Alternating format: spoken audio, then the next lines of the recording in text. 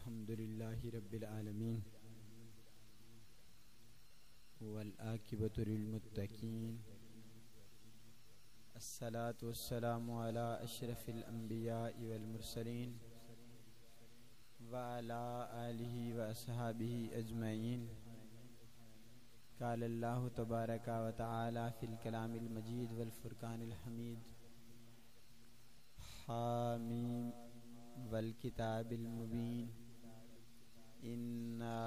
أنزلناه في ليلة مباركة إنا كنا منذرين فيها يفرق كل أمر حكيم. صدق الله العظيم وبلغنا رسوله النبي الكريم الأمين. إن الله وملائكته يصلون على النبي يا أيها الذين آمنوا صلوا عليه وسلموا تسليما.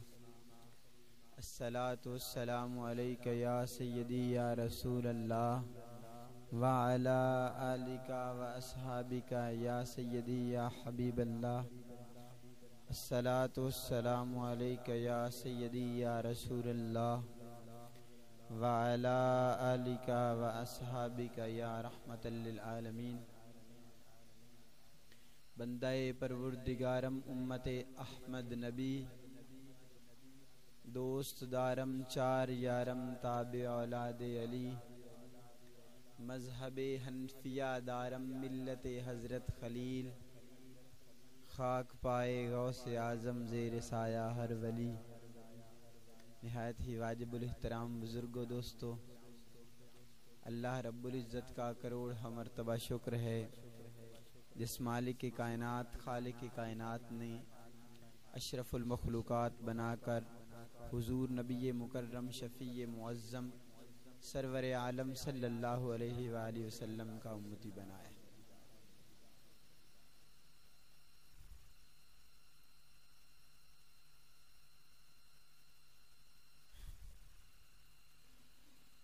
انسان زندگی گزارتا ہے تو زندگی گزارنے کے اندر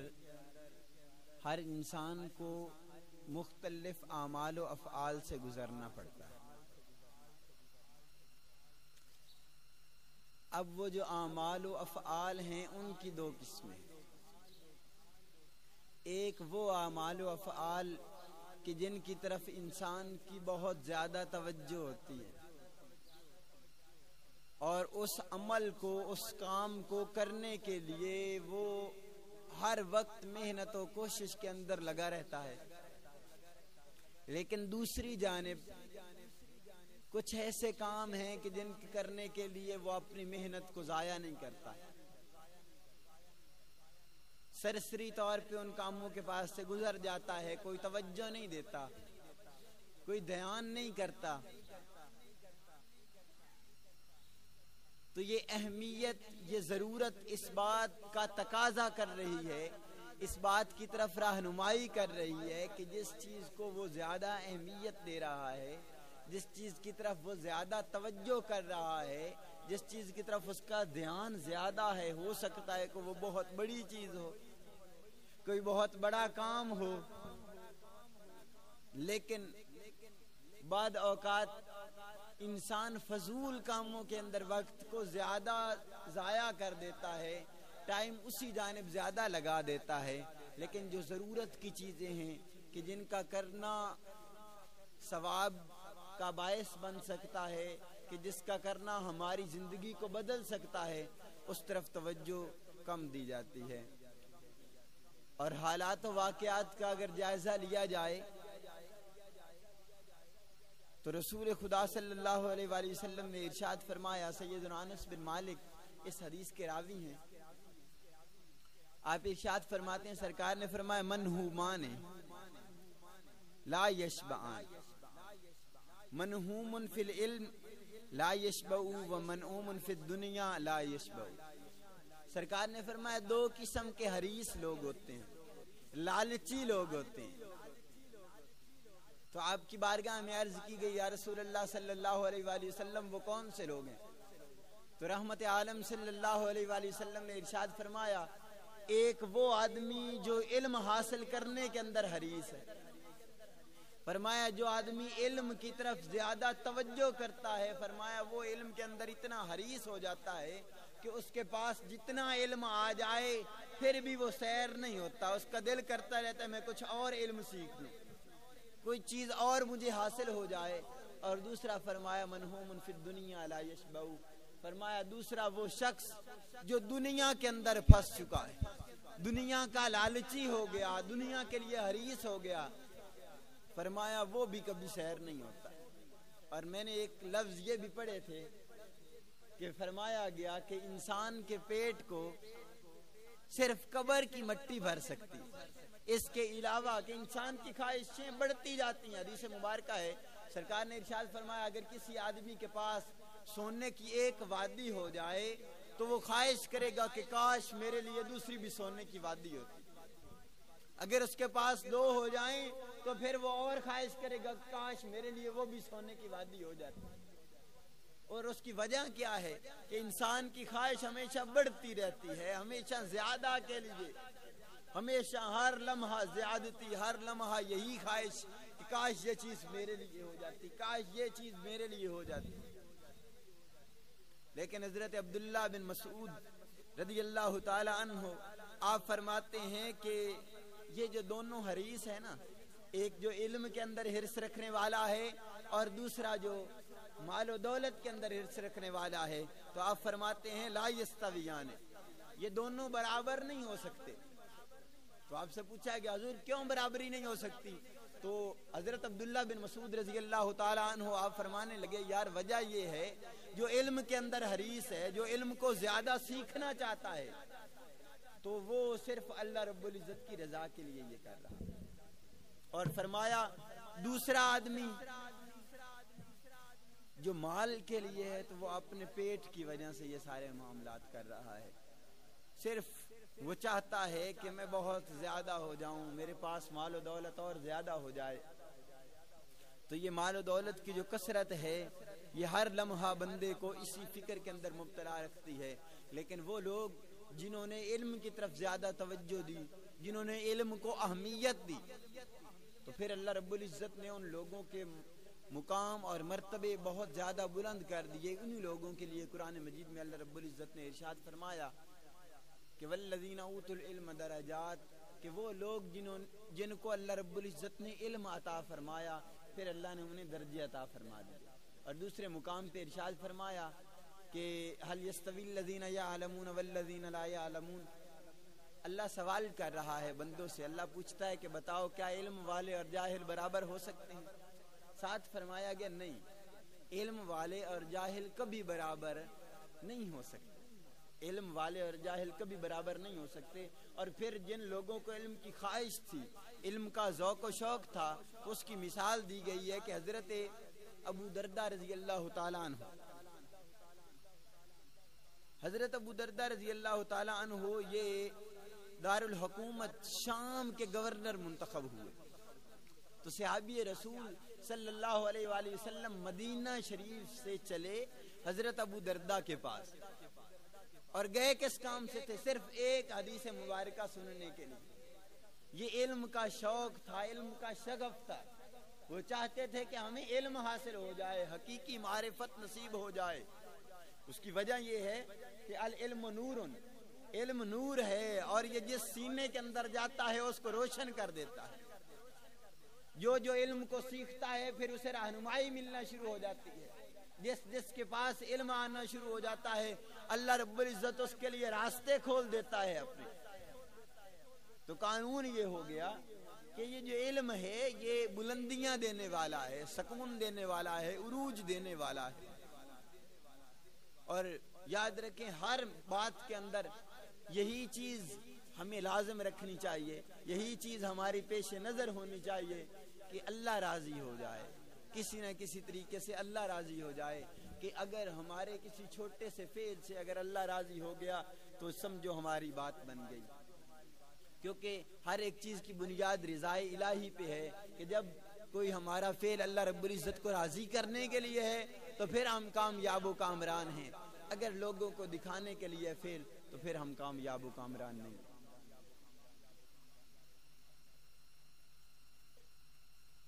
حدیث مبارکہ کے لفظ ہیں، سرکار دو عالم صلی اللہ علیہ وآلہ وسلم نے ارشاد فرمایا، سیدہ عائشہ صدیقہ اس حدیث کی راویہ ہیں، آپ فرماتی ہیں سرکار نے ارشاد فرمایا، ان اللہ عز وجل ینزل لیلۃ النصف من شعبان الى السماء الدنیا فیغفر لاکثر من عدد شعر غنم کل۔ اصل میں چونکہ شب برات قریب ہے تو اس حوالے سے چند ایسی باتیں جو کہ شب برات آنے سے پہلے علم ہونا ضروری ہے۔ تو سیدہ عائشہ صدیقہ رضی اللہ تعالی عنہ آپ روایت کرتی ہیں، رسول خدا صلی اللہ علیہ وآلہ وسلم نے ارشاد فرمایا کہ شعبان کی نصف رات، 15 شعبان کی رات کو اللہ رب العزت آسمان دنیا پہ نزول فرماتا ہے۔ آسمان دنیا پہ نزول فرما کے اللہ رب العزت، سیدہ عائشہ فرماتی ہیں کہ پھر اللہ رب العزت معافی عطا فرماتا ہے۔ اور معافی کتنی عطا فرماتا ہے؟ فرمایا اتنی معافی عطا فرماتا ہے جتنی کہ قبیلہ بنو بکر کی بکریوں کے بال ہیں، اتنے لوگوں کو اللہ رب العزت اس ایک رات کے اندر لوگوں کو عذاب سے رہائی عطا فرما دیتا ہے۔ اور یہ مثال بنو کلب کی بکریوں کی کیوں دی گئی کہ اس علاقے کے اندر، عرب کے اندر قبیلہ بنو کلب کے پاس سب سے زیادہ بکریاں تھیں، تو اس لیے اس کی پھر مثال دی گئی۔ اب ایک بکری اس کے بالوں کو شمار کرنا مشکل ہے، ناممکن ہے، تو پھر دیکھیں کہ وہ بکریاں اس قدر کثرت سے تھی کہ ان کو شمار کرنا مشکل تھا۔ تو اللہ رب العزت رسول خدا صلی اللہ علیہ وآلہ وسلم کی زبان اقدس سے یہ ساری باتیں ارشاد فرماتا رہتا ہے۔ دوسری روایت جس کو حضرت مولا مرتضی شیر خدا کرم اللہ تعالی وجہہ الکریم آپ روایت کرتے ہیں، فرماتے ہیں کہ سرکار دو عالم صلی اللہ علیہ وآلہ وسلم نے ارشاد فرمایا، اذا كانت لیلۃ النصف من شعبان فقوموا لیلها وصوموا نهارها فإن الله ينزل فيها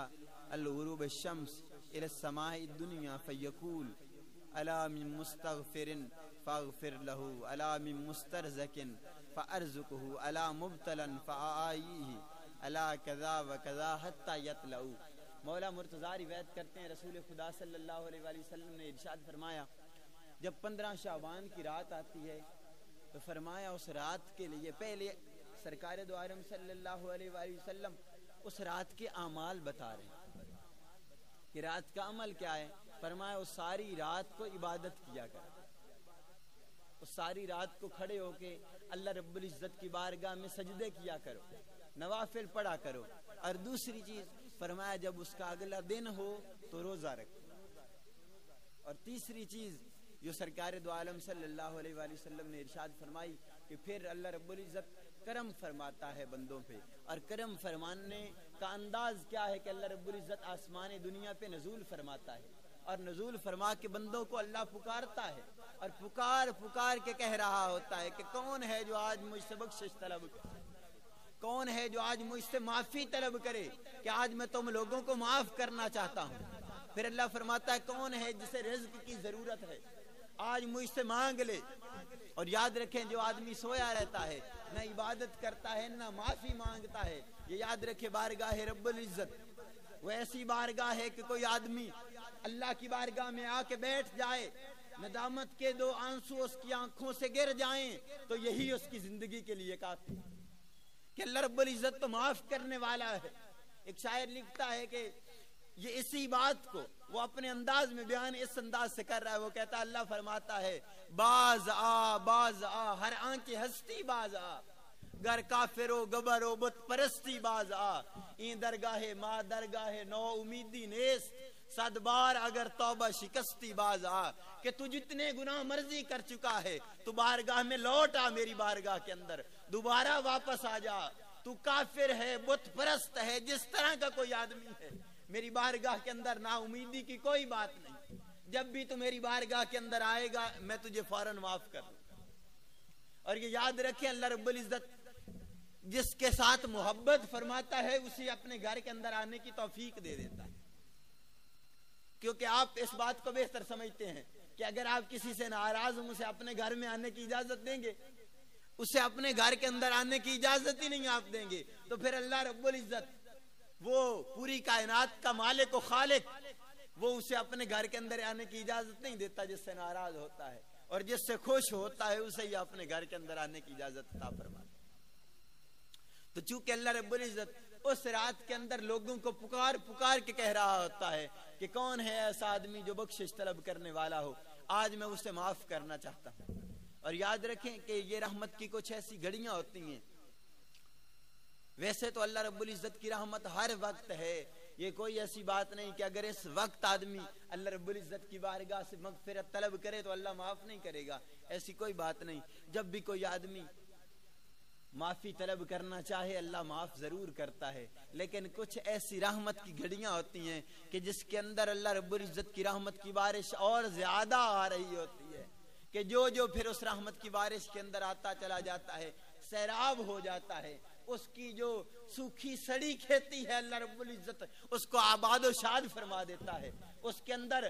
پھول اور پتے لگا دیتا ہے، اس کے اندر جڑی بوٹیوں کو اللہ ختم فرما دیتا ہے۔ اور وہ جڑی بوٹیاں کون سی؟ وہ جڑی بوٹیاں گناہوں کی جڑی بوٹیاں ہیں، جن کو اللہ رب العزت اکھاڑ پھینکتا ہے اور اپنی رحمت کے پودے لگا دیتا ہے، اپنی محبت کے پودے لگا دیتا ہے، اور اس کے دل کو محبت کے ساتھ سرسار کر دیتا ہے، اس کے دل کو اپنے انوار کے ساتھ بھر دیتا ہے۔ لیکن شرط یہ ہے کہ کوئی آدمی بارگاہ رب العزت میں جھکنا شروع ہو جائے، کوئی آ جائے اس کی بارگاہ کے اندر، لوٹ آئے اس کی بارگاہ کی طرف، تو پھر اللہ رب العزت کی رحمت بڑی وسیع ہے۔ اللہ رب العزت کی رحمت تو ٹھاٹھے مار رہی ہے، لیکن کچھ ایسی باتیں ہیں کہ جن کو سیکھنا، جن کو سمجھنا بڑا ضروری ہے۔ حضرت حضور غوث الثقلین غوث اعظم جیلانی رحمت اللہ تعالی علیہ وہ اس قدر فکر مند ہوا کرتے تھے، شیخ سعدی شیرازی اس واقعہ کو نقل کرتے ہیں، وہ کہتے ہیں کہ حضور غوث اعظم جیلانی رحمت اللہ علیہ آپ حرم کعبہ میں گئے، بیت اللہ شریف گئے، تو وہاں پہ کنکریوں پہ سر رکھ کے رو رہے تھے، اور کیا دعا کیا مانگ رہے تھے، اللہ رب العزت کی بارگاہ میں عرض کر رہے تھے کہ اے مالک الملک مجھے معاف کر دے، اور اگر میرے گناہ اس قدر زیادہ ہے کہ تم مجھے معاف نہیں کرنا چاہتا تو پھر جب کل قیامت والا دن ہو تو پھر مجھے نابینا کر کے اٹھانا، مجھے نابینا کر کے اٹھانا۔ آپ سے پوچھا کہ حضور آپ اس طرح کی دعائیں کیوں مانگتے ہیں؟ تو آپ کہنے لگے میں یہ دعا اس لیے مانگ رہا ہوں کہ کل قیامت والے دن میں سرکار کے امتیوں کے سامنے شرمندہ نہ کھڑا ہوں، میری حالت یہ نہ ہو کہ میں لوگوں کے سامنے شرمسار ہو کے کھڑا ہوں۔ یا اللہ اگر میں گناہگار زیادہ ہوں تو پھر مجھے اس طرح اٹھانا کہ میں اندھا ہو جاؤں، نابینا ہو جاؤں۔ لیکن ہماری حالت یہ وہ لوگ ہیں کہ جن کے ایک ایک اشارے پہ اللہ رب العزت لوگوں کی تقدیریں بدل رہا ہے، ان کی حالت توبہ کرنے کی یہ ہے۔ حدیث مبارکہ ہے سرکار ایک دن کے اندر 70 مرتبہ اللہ رب العزت کی بارگاہ سے بخشش طلب کیا کرتا ہے، اور آپ کا بخشش طلب کرنا اللہ رب العزت آپ کی بلندی درجات کرتا ہے، آپ کے درجات کو بلند کیا جاتا تھا۔ لیکن ہماری حالت یہ ہے کہ ہم گناہ در گناہ کرتے چلے جاتے ہیں، لیکن اس کے باوجود بارگاہ رب العزت میں جھکنے کی ہمیں توفیق نہیں ملتی، ہمارے سجدوں کو اللہ کی طرف سے یہ توفیق نہیں مل رہی۔ اس بات پہ ہمیں توبہ کرنی چاہیے، اور یہ یاد رکھیں کہ جب بھی کوئی ایسا مسئلہ درپیش ہو، جب بھی بندے سے گناہ ہو، تو یہ رسول خدا صلی اللہ علیہ وآلہ وسلم کی امت پہ اللہ رب العزت کی طرف سے احسان ہے کہ جب بھی کسی سے گناہ ہوتا ہے تو پھر اللہ رب العزت فرشتوں کو حکم فرماتا ہے کہ فرشتوں اس کا بھی گناہ نہ لکھنا، ہو سکتا ہے کہ یہ توبہ کر لے، تو جب یہ توبہ کرے تو اسی وقت اس کے کھاتے کے اندر گناہ مٹا کے نیکی لکھ دی جاتی ہے۔ یہ رسول خدا صلی اللہ علیہ وآلہ وسلم کی امت پہ احسان کیے جا رہے ہیں، لیکن ان احسانات کے باوجود ہم پھر بھی اللہ رب العزت کی بارگاہ کے اندر جھکنے کی طرف نہیں آ رہے، ہماری پیشانیاں سجدوں سے خالی ہیں۔ بھئی بندگی قرآن مجید میں ہے نا، اللہ رب العزت نے ارشاد فرمایا وَمَا خَلَقْتُ الْجِنَّ وَالْإِنسَ إِلَّا لِيَعْبُدُونَ، کہ میں نے جنوں اور انسانوں کو کس لیے پیدا کیا؟ عبادت کے لیے پیدا کیا گیا۔ اور عبادت بھئی بندگی ہے کس طرح کہ جب کوئی آدمی بارگاہ رب العزت میں جھکنا شروع ہو جائے، اسی کو تو بندگی کہتے ہیں، کہ جب اس کا سر اللہ رب العزت کی بارگاہ میں جھکنا شروع ہو جائے، اس کی پیشانی سجدوں کے اندر رہنا شروع ہو جائے، تو پھر وہ اپنی زندگی کا صحیح مقصد پورا کر رہا ہے جس کے لیے اللہ نے اسے پیدا کیا۔ اگر انسان اس مقصد کو سمجھ لے، اگر وہ اپنی مقصد حیات کی طرف لوٹ آئے، تو پھر یہی باتیں ہیں۔ اور یاد رکھیں کہ وہ کام جو ہمیں اس سے پہلے کرنے چاہیے، وہ گناہ جو ہمیں اس رات سے پہلے چھوڑنے چاہیے، وہ کبیرہ گناہ کہ جن کی طرف ہماری توجہ ہی نہیں جاتی۔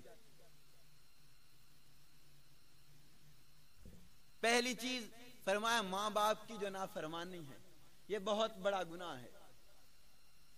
اس سے بچنا سب سے زیادہ ضروری ہے۔ دوسرے نمبر پہ فرمایا سود خوری، سود خوری سے بچنا بڑا ضروری ہے۔ تیسری چیز فرمایا اگر کوئی آدمی شراب کا عادی ہے تو اس کا شراب کا چھوڑنا بڑا ضروری ہے۔ چوتھی چیز جس کی طرف رہنمائی کی گئی، فرمایا اگر کوئی آدمی بار بار بدکاری کر رہا ہے تو اس بدکاری سے توبہ کرنا بڑا ضروری ہے۔ پانچویں چیز فرمایا قطع رحمی کرنے والا، وہ آدمی جو رشتہ داروں کے ساتھ اپنے تعلقات کو ختم کر دیتا ہے۔ حدیث مبارکہ سرکار نے فرمایا ایک عام آدمی صدقہ کرتا ہے تو اسے 1 گنا اجر ملتا ہے، لیکن فرمایا اگر کوئی اپنے رشتہ داروں پہ صدقہ کرتا ہے تو اللہ رب العزت اسے 2 گنا ثواب عطا فرماتا ہے۔ تو پوچھا گیا یا رسول اللہ اس کی وجہ کیا ہے؟ فرمایا ایک صدقہ ہے، دوسرا صلہ رحمی ہے، کہ جب کوئی آدمی اپنے رشتہ داروں پہ خرچ کرے گا تو رشتہ دار خوش ہو جائیں گے، تو اس سے اور اللہ ثواب عطا فرما دے۔ تو تیسری چیز صلہ رحمی ہے کہ اگر کوئی آدمی قطع رحمی کرنے والا ہے، رشتے توڑنے والا ہے، تو سرکار کی سنت اس بات کی اجازت نہیں دیتی۔ اور میں نے یہ بات سنی کہ حضرت امام حسن مجتبی اور حضرت امام حسین پاک رضی اللہ تعالی عنہما، ان دونوں کے درمیان کسی بات سے کوئی جھگڑا ہو گیا، تو جب تیسرا دن آیا تو حضرت امام حسین پاک رضی اللہ تعالی عنہ نے اپنے خادم کو بھیجا حضرت امام حسن پاک کی بارگاہ میں اور عرض کی کہ حضور آپ میرے پاس تشریف لے آئیں تاکہ ہم صلح